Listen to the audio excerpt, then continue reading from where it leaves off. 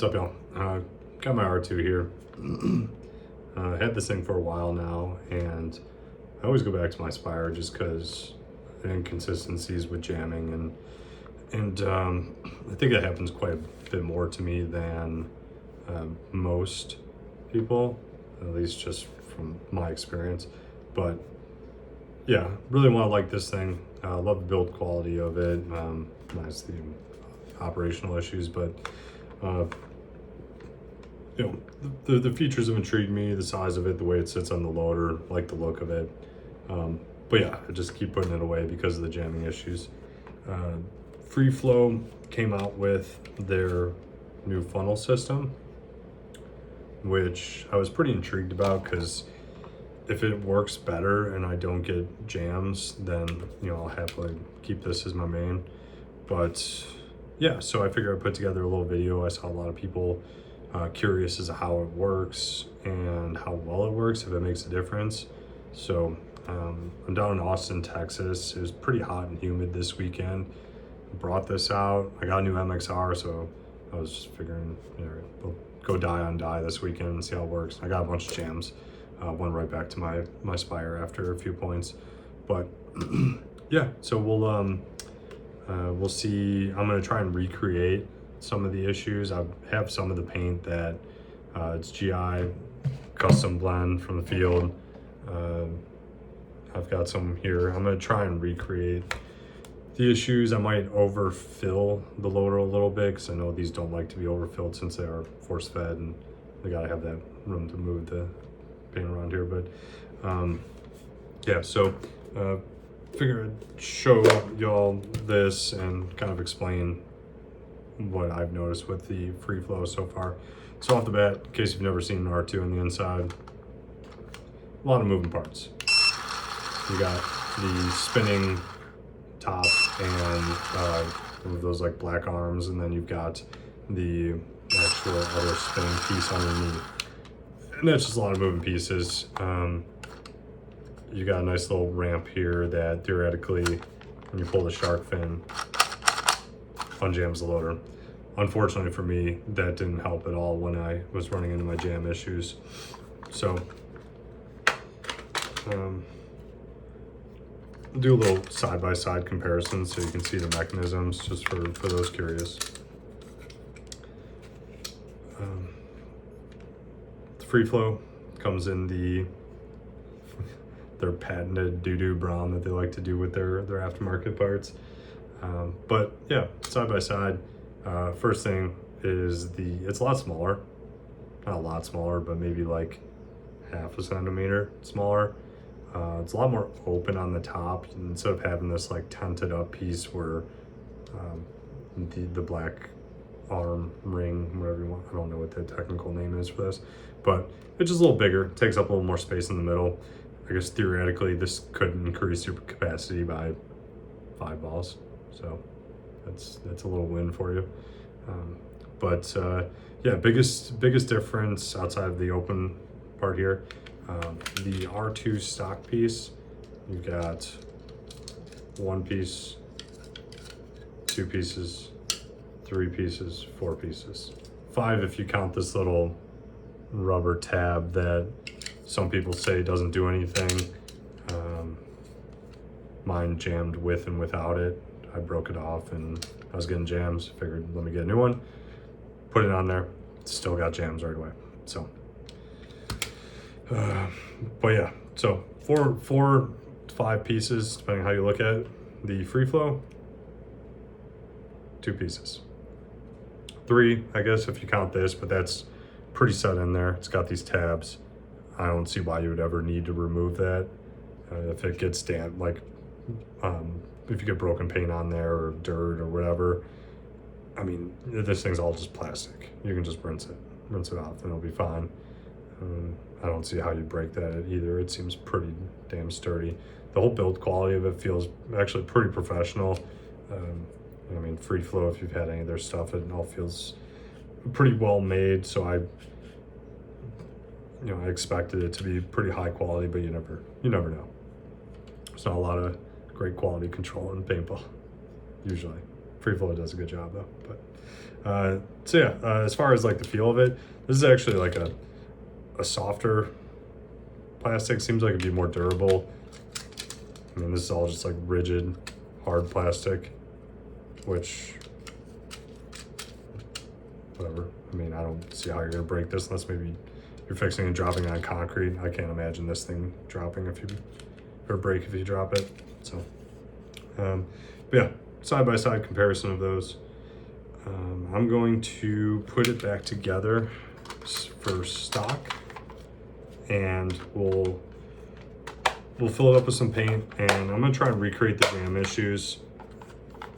It might be tough to do. It's not very humid in my house, but this paint was sitting outside in 100-degree humid day in Austin, Texas, so I'm sure it's not the best at this point.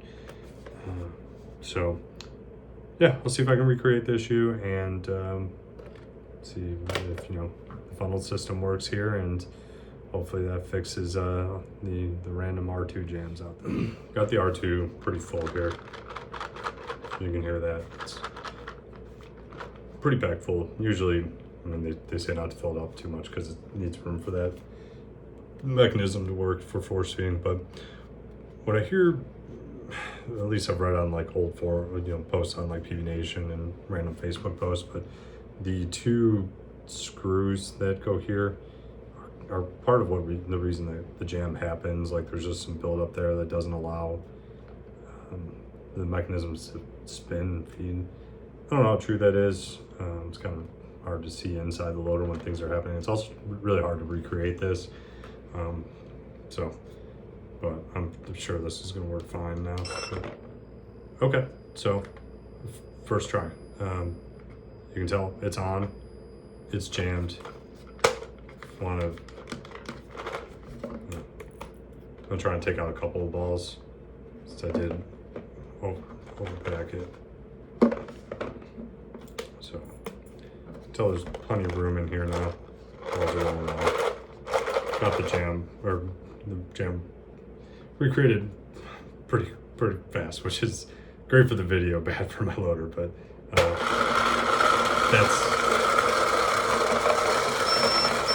that's how points go for me when I use this thing. Give it a good smack and it feeds the rest out. So cool. I'm gonna pop that Freeflow funnel system in and see if we can try and hopefully not recreate that. All right, so because it does help if you read the instructions. The instructions are kind of folded up underneath there. I guess I was just excited and opened it and didn't see them. But two things. One, it tells you to have this pointed towards the rear of the loader, and it also tells you to do full two turns in with the tension screw. So the jam I did on the rotor was about like a turn and a quarter in. So this won't be a complete fair control, but I've got this one installed correctly, and I've got the tension screw turned in full two turns. So we'll put this back together here.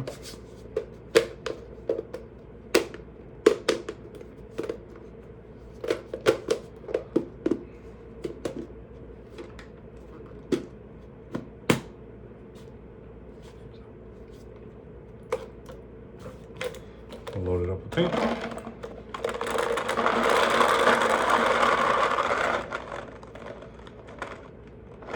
So it's a quick, we'll do it with a little bit of movement in there for the paint. You can see the paint has some room to move, the teeth have room to move. Balls are kind of rolling through right now, but go ahead and fire it up.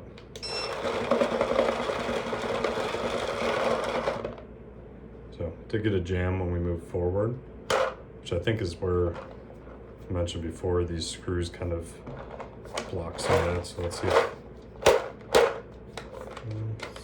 Shark tooth. All right, shark tooth freed it up. The shark fin rather freed it up.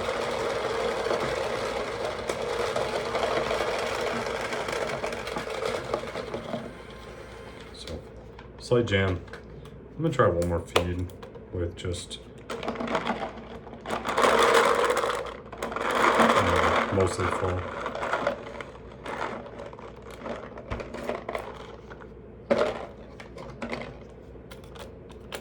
So you can tell there's room in there. These teeth are moving around.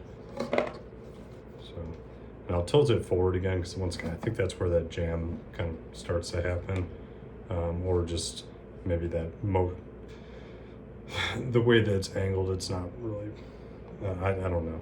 I didn't make the fucking thing, so we'll see.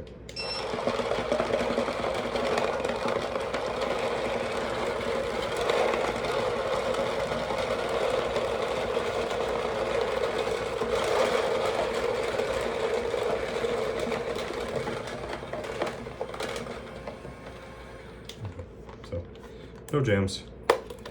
We will get nice and full. And objective here is, well, that's kind of a good sign. Balls are kind of able to work themselves out with me just shaking the loader. But I'm gonna fill it up to the point where I had the first, or where I had the stock one where there's really, I guess there's a little bit of room. Okay. One more down there, two more. Towards the front.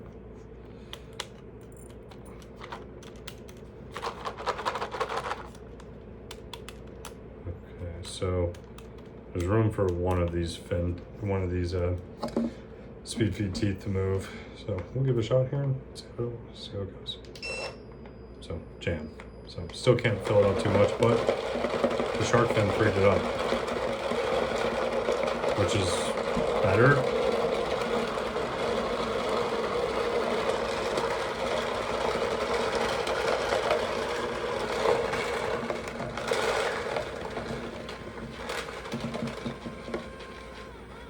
So seems like it's the same speed. The shark fin was able to break that jam free, which is cool. Don't like that the jam happened, but it seems like it's a small gain. You know, hopefully somebody with a bit more technical expertise can explain it and do, you know, a better breakdown. But I figured some of y'all might appreciate having this if you're curious about getting one. The thing sold out fast within a couple hours, so I'm sure a lot of people will have feedback to give. But for those that did not get one on this first round, you know, hopefully this helps.